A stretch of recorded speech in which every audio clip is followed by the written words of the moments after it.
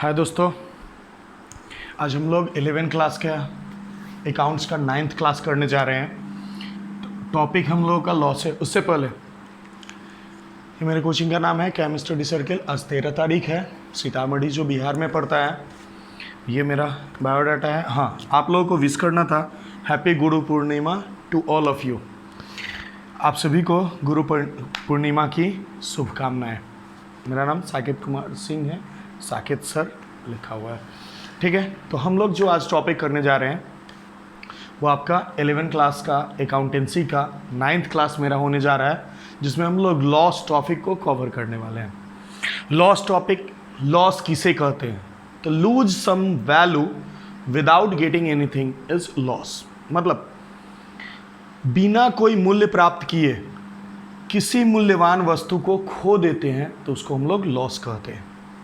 फिर से एक बार समझ लीजिए, lose some value. Some value मतलब आपके नज़र में उसका कोई ना कोई कीमत होना चाहिए। वो कीमत पैसा में होना चाहिए। अगर पैसा में है कोई चीज़ और वो किसी कारणवश ख़त्म हो जाता है या फिर उसके बदले में कुछ प्राप्त नहीं होता है तो हम उसको क्या कहते हैं? लॉस कहते हैं। इसीलिए लिखा हुआ है बिना कोई मूल्य प्राप्त किए कुछ मूल्यवान वस्तु का खोना हानि कहलाता है। जैसे थोड़ा सा एग्जाम्पल लेते हैं, लॉस्ट पर्स विथ 500। मतलब मेरा पर्स में 500 रुपया था, वो खो गया। तो पर्स के बदले में मुझे कुछ प्राप्त हुआ? नहीं। पैसा के बदले में कुछ प्राप्त हुआ? नहीं। इसका मतलब क्या है कि इसके बदले में मुझे कुछ प्राप्त नहीं हुआ।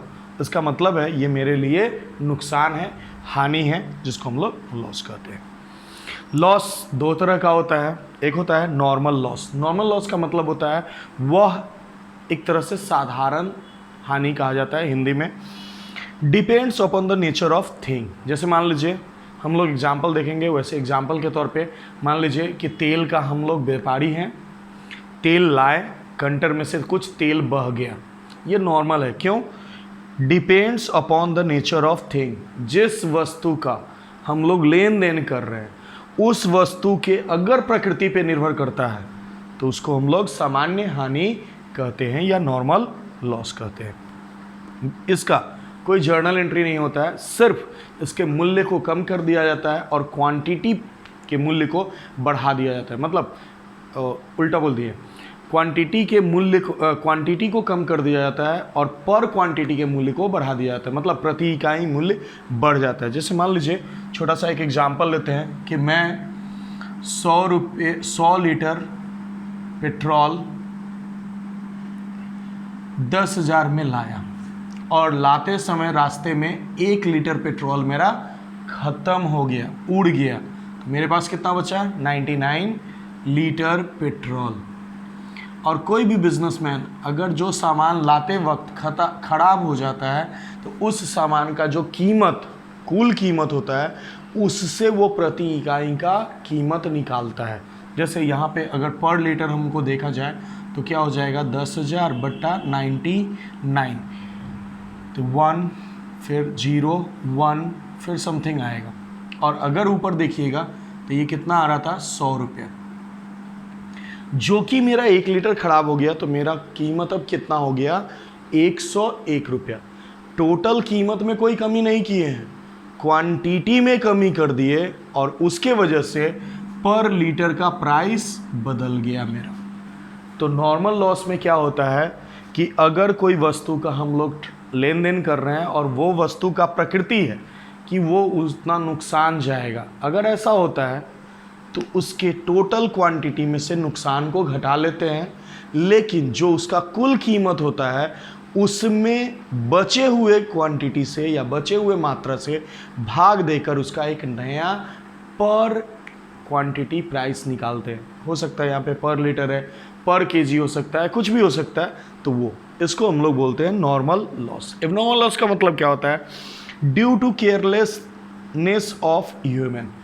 अगर कोई ऐसा नुकसान हो जाता है जो आदमी के केयरलेस होने के वजह से हुआ है, जैसे इसके लिए जर्नल का जरूरत पड़ता है। जैसे मान लीजिए कोई आदमी सिगरेट पिया और आपके गोदाम की तरफ फेंक दिया।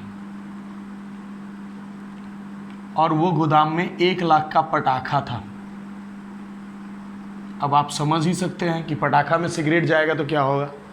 जैसे ही पटाखा में सिगरेट गया, पटाखा उड़ना चालू, पूरा पटाखा 0 हो गया।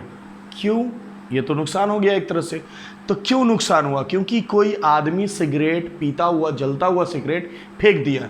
जलता हुआ सिगरेट कहाँ फेंक दिया? आपके गोडाउन में। गोडाउन में क्या था? 1 लाख रुपए का पटाखा था। अब 1 लाख रुपए का पटाखा पूरा जल गया। इसमें कारण कौन है? क्या आग? नहीं। पटाखा? नहीं।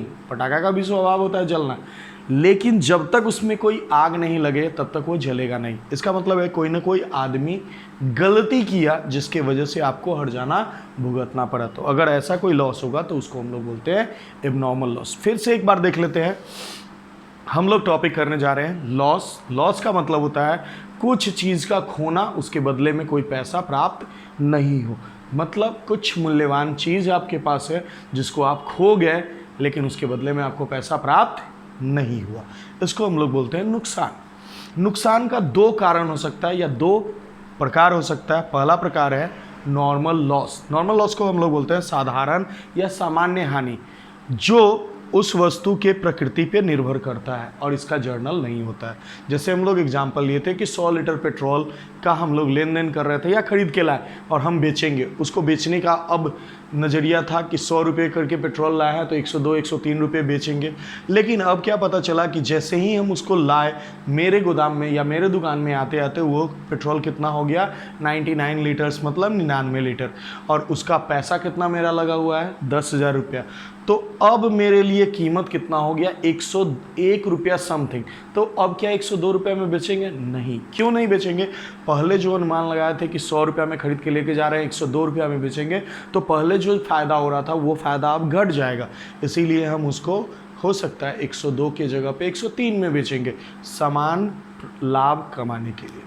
दूसरा हम लोग बोले असामान्य हानि। असामान्य हानि का मतलब होता है एबनॉर्मल लॉस।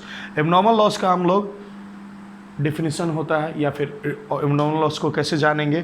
तो अगर किसी इंसान के असावधानी की वजह से अगर कोई नुकसान होगा तो उसको हम लोग एबनॉर्मल लॉस कहेंगे। जैसे कोई सिगरेट पी के आपके गोदाम में फेंक दिया, गोदाम में पटाखा था 1 लाख का, जल के ख़त्म हो गया, वो आपका लॉस हुआ। लेकिन वो लॉस किसके वजह से हुआ? किसी आदमी की वजह से। तो इसका जर्नल होगा, इसका जर्नल नहीं होगा। अब इसमें तो बेसिकली ये मैक्सिमम एडजस्टमेंट्स में आता है या फाइनल अकाउंट में आता है, लेकिन कभी कभी इसका जर्नल एंट्री पूछ दिया जाता है। तो पहला journal entry, goods lost by fire 10,000 rupees. Goods है, गुड्स खरीदे हैं? नहीं। बेचे हैं? नहीं। बचा हुआ है? नहीं। इसका मतलब है हम खरीदे हुए थे, उसी गुड्स में से मेरा कुछ गुड्स जल गया है। लॉस बाय फायर, उसके लिए हम लोग आएंगे, लिखेंगे एबनॉर्मल लॉस अकाउंट। अब थोड़ा सा सोचिए, परचेज नॉमिनल अकाउंट होता है और ये एक्सपेंसेस होता है डेबिट। क्या ये एक्सपेंसेस अब रहा? तो नहीं, एक्सपेंसेस तो अब लॉस में कन्वर्ट हो गया, तो इसको हम लोग बोलते हैं रिवर्सल। अब ये चीज़ नहीं रहा, डेबिट का क्रेडिट हो जाएगा। बहुत आदमी बोलेगा एक्सपेंसेस अगर परचेज अगर एक्सपेंसेस होता है तो एक्सपेंसेस डेबिट होता है, क्रेडिट कैसे हो गया? तो किसी सुंदर लड़का को बढ़िया से फ्रॉक पहना दीजिए, क्या लड़की हो जाएगा? कभी नहीं हो सकता है। मतलब क्या है, कुछ देर तक, कुछ क्षण तक लगे कि एकदम हूबहू लड़की लग रही है, लेकिन क्या ओरिजिनली लड़की है? तो नहीं है। इसका मतलब है कि रूप रंग बदलने से उसका नेचर कभी नहीं बदलेगा। एक्सपेंसेस है, लेकिन एक्सपेंसेस क्या चीज़ में बदल रहा है? थोड़ी देर के लिए लॉस में बदल रहा है। तो एबनॉर्मल लॉस को हम लोग नॉमिनल अकाउंट ही बोलेंगे, लेकिन ये क्या हो जाएगा? ये नुकसान हो जाएगा, जिसको हम लोग लॉस बोलते हैं, और लॉस जो है वो डेबिट हो जाएगा। एक्सपेंसेस को क्रेडिट क्यों किया? क्योंकि एक्सपेंसेस अपना रूप बदल लिया और वो क्या हो गया? लॉस। तो एक्सपेंसेस को डेबिट से क्रेडिट करना होगा। अब जर्नल एंट्री हम इसका करने जाएंगे, तो जर्नल एंट्री होगा आपका abnormal loss account debit to purchases account. हालांकि हम लोग ये सब करते हैं, लेकिन क्यों करते हैं पता नहीं, तो हम उसका रीज़न देते हुए आपको बता रहे हैं।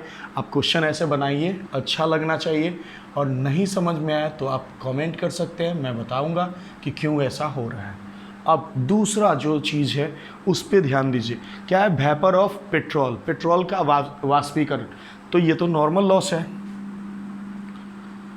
और नॉर्मल लॉस है तो कोई एंट्री करेंगे, नो, तो नो जर्नल एंट्री, क्योंकि ये लॉस नॉर्मल है। अब ये दो एग्जाम्पल दिए हैं, ये टॉपिक था, और ऐसे आज गुरु पूर्णिमा था, तो एक बार सबको फिर से गुरु पूर्णिमा का हार्दिक शुभकामनाएं। मेरे तरफ से कोशिश है कि आप थोड़ा ये टॉपिक देख लीजिएगा, और जितना हो सके ये टॉपिक पे उतना ज़्यादा क्वेश्चन नहीं आता है, लेकिन जब आप लोग फाइनल अकाउंट चैप्टर पढ़िएगा ना, थोड़ा सा आगे फाइनल अकाउंट, या उसको हम लोग बोलते हैं फिनेंशियल स्टेटमेंट एनालिसिस, FSA, या फाइनल अकाउंट बोलेंगे या कोई फिनेंशियल स्टेटमेंट बोलेगा, तो उस जगह पे इसका ज़रूरत पड़ता है। तो वहाँ पे हम लोग देखेंगे और हम लोग करेंगे। ये मेरा इस 11 का लास्ट टॉपिक था, तो एक दो क्वेश्चन हम इसके सिंग या फिर आपका NCERT से बना देंगे। फिर उसका जर्नल में कैसे हम लोग डालते हैं, जैसे ये जर्नल बनाने का तरीका तो है, ये तरीका है, लेकिन एग्ज़ाम में क्या जर्नल ऐसे बनाया जाता है? नहीं, एग्ज़ाम में जो जर्नल बनाया जाता है वो फॉर्मेट में बनाया जाता है, तो पहले आपको बनाना आना चाहिए। इसीलिए मैं इतना सारा लिखा हूँ और फिर समझाया हूँ। सारा टॉपिक हो चुका है, एक दो टॉपिक अगर छूटा हुआ होगा तो हम देख लेंगे। उसके बाद नौवां वीडियो मतलब हो गया होगा, एक कोई टॉपिक बचा हुआ होगा तो होगा, नहीं तो सारा टॉपिक हो गया है। तो हम अगले दिन से क्वेश्चंस कुछ ले लेंगे और उस क्वेश्चन का आंसर करेंगे, और 2-3 क्वेश्चन करेंगे या NCERT से क्वेश्चन करेंगे, और फिर आप लोगों का सिलेबस आगे बढ़ाएंगे। मतलब जर्नल के बाद हम लेजर टॉपिक पढ़ाएंगे। ठीक है, गुड नाइट।